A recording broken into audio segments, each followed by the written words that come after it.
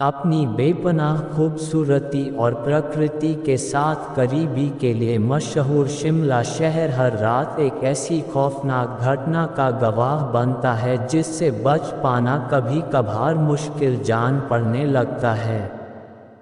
शिमला के निवासियों को तो अब ऐसे माहौल में रहने की आदत पड़ गई है। वह जब भी रात के समय घर से बाहर निकलते हैं तो उन्हें यही लगता है कि ना जाने अब उनके साथ क्या होगा।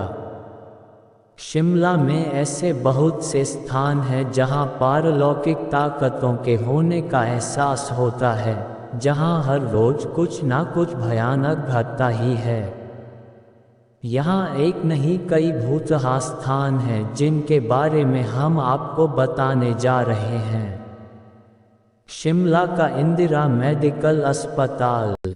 हिमाचल का सबसे बड़ा अस्पताल इंदिरा मेडिकल अस्पताल शिमला में स्थित है, लेकिन लोगों के बीच इस अस्पताल का इतना खौफ है कि उनका मानना है कि जो लोग इस अस्पताल से अपना इलाज करवाकर वापस आते हैं तो जल्द ही उनकी मृत्यु हो जाती है। लोगों का मानना है कि ठीक होकर वापस आने के बाद भी हर सप्ताह किसी न किसी व्यक्ति की मृत्यु हो ही जाती है। ऐसा माना जाता है कि जिन लोगों की मौत इस अस्पताल में हुई थी उनकी रूहें आज भी इसी अस्पताल के अंदर डेरा जमाए हुए हैं, जिनकी काली छाया उस अस्पताल के मरीजों पर पड़ती है। इस अस्पताल को श्रापित माना जाता है और यहाँ जितने भी लोग अपना इलाज करवाने आते हैं उन्हें हर समय किसी न किसी के अपने आसपास होने का एहसास होता है, जबकि वहाँ कोई दूसरा नहीं होता।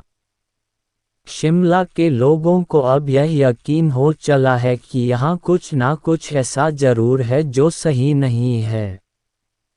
लोगों ने यहाँ अजीबोगरीब आवाज़ों को सुना है जो व्यक्तियों को उनके नाम से पुकारती हैं, तो कभी कोई उन्हें धक्का देता है, सीढ़ियों के बीच उनका रास्ता रोक लेता है।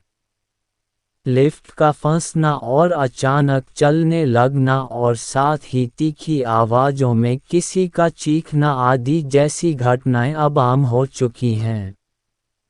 शिमला का convent of Jesus and Mary school. इस स्कूल को हॉन्टेड माना जाता है।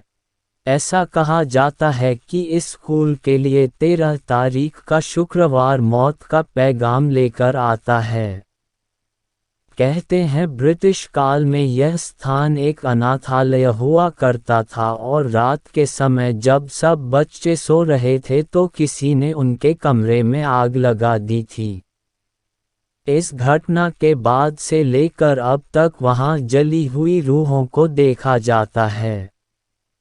हालांकि अब उन बच्चों की आत्मा को शांति प्रदान करने के लिए उस स्थान पर बच्चों के लिए झूले और अन्य जरूरी सामान रखा गया है, लेकिन फिर भी कहा जाता है यहाँ एक लड़की जली हुई अवस्था में अध्यापकों और चपरासियों से गुड़िया और खिलौनों की मांग करती है।